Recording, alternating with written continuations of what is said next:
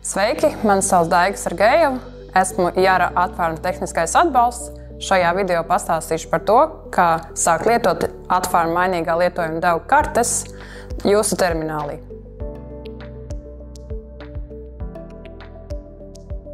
Ievietojam USB atmiņas karti terminālī.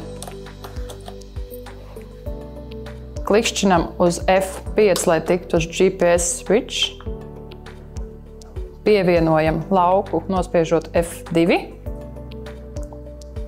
Augšuplādējam failu, spiežot F7. Nospiežam uz leju, lai importētu GIS failu.